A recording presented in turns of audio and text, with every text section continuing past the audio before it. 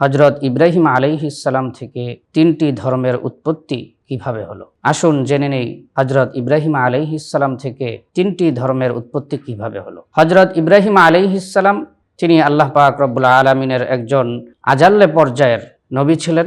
হযরত ইব্রাহিম আলাইহিস সালাম এর ধর্ম থেকেই ইসলাম ধর্ম, অর্থাৎ আমাদের জাতির পিতা হযরত ইব্রাহিম আলাইহিস সালাম। প্রিয় দর্শক, হযরত ইব্রাহিম আলাইহিস সালাম থেকে তিনটি ধর্ম কিভাবে আসলো। হযরত ইব্রাহিম আলাইহিস সালাম দুজন পুত্র সন্তান ছিল।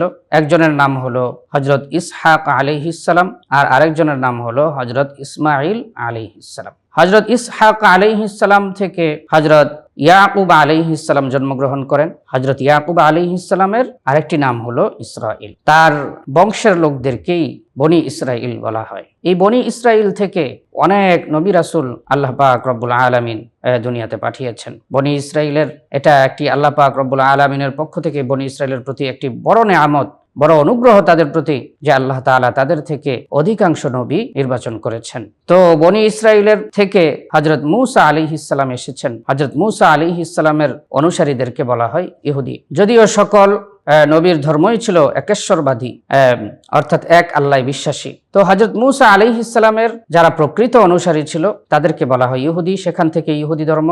এরপরে বনি ইসরাঈল থেকে হযরত ঈসা আলাইহিস সালাম এসেছেন নবী হিসেবে। তার যে অনুসারী ছিল তাদেরকে বলা হয় খ্রিস্টান বা ঈসাই ধর্মের অনুসারী। তো সেখান থেকে ঈসাই ধর্মের উৎপত্তি, খ্রিস্টান ধর্মের উৎপত্তি। তাহলে বনি ইসরাঈল থেকে যে নবীগণ এসেছেন তাদের থেকে দুটি ধর্মের উৎপত্তি, একটি হলো ইহুদি ধর্ম, আরেকটি হলো খ্রিস্টান ধর্ম। হযরত ইব্রাহিম আলাইহিস সালামের আরেকজন যে পুত্র সন্তান হযরত ইসমাঈল আলাইহিস সালাম, তিনি আরবে বসবাস করতেন। সেখান থেকে পর্যায়ক্রমে তার বংশ থেকে সর্বশেষ নবী হযরত মুহাম্মদ সাল্লাল্লাহু আলাইহি ওয়াসাল্লাম এসেছেন। তার ধর্ম হলো ইসলাম। তাহলে হযরত ইব্রাহিম আলাইহিস সালাম থেকে ইহুদি ধর্ম, খ্রিস্টান ধর্ম এবং ইসলাম ধর্ম এসেছে। এই তিনটি ধর্মের উৎপত্তি হয়েছে হযরত ইব্রাহিম আলাইহিস সালাম। কিন্তু সকলের ধর্মই ছিল একেশ্বরবাদী, অর্থাৎ সকলেই যারা প্রকৃত অনুসারী ছিল হযরত মূসা আলাইহিস সালামের, তারা এক আল্লাহকে খোদা বলে মনে করতেন এবং হযরত মূসা আলাইহিস সালামকে আল্লাহর প্রেরিত রাসূল বলে মনে করতেন। এছাড়া তারা দ্বিতীয় কোনো রব বা পালনকর্তা, সৃষ্টিকর্তা হিসেবে তারা মনে করতেন না। আর হযরত ঈসা আলাইহিস সালামের অনুসারী যারা প্রকৃত অনুসারী ছিল তারাও একেশ্বরবাদী ছিল, এক আল্লাহ বিশ্বাসী ছিল।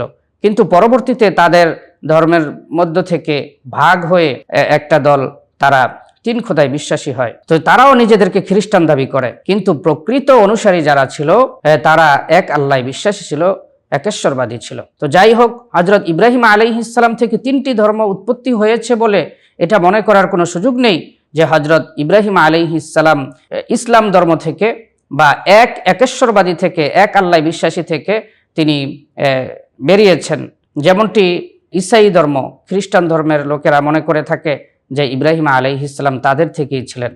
এই খ্রিস্টান ধর্মের যারা প্রকৃত অনুসারী ছিল না, যারা তিন খোদা বিশ্বাসী, তারা মনে করে থাকে এরকম। তো এটা বলার কোনো সুযোগ নেই, কারণ আল্লাহ পাক রব্বুল আলামিন পবিত্র কুরআনুল কারীমে ঘোষণা করেছেন যে বাল মিল্লাতা ইব্রাহিমা হানিফা, যে হযরত ইব্রাহিম আলাইহিস সালাম ছিলেন এক আল্লাহ বিশ্বাসী, একেশ্বরবাদী। ওয়ামা কানা মিনাল মুশরিকিন, তিনি মুশরিকদের অন্তর্ভুক্ত ছিলেন না। অতএব বোঝা গেল যে হযরত ইব্রাহিম আলাইহিস সালাম থেকে তিনটি ধর্মের উৎপত্তি হয়েছে।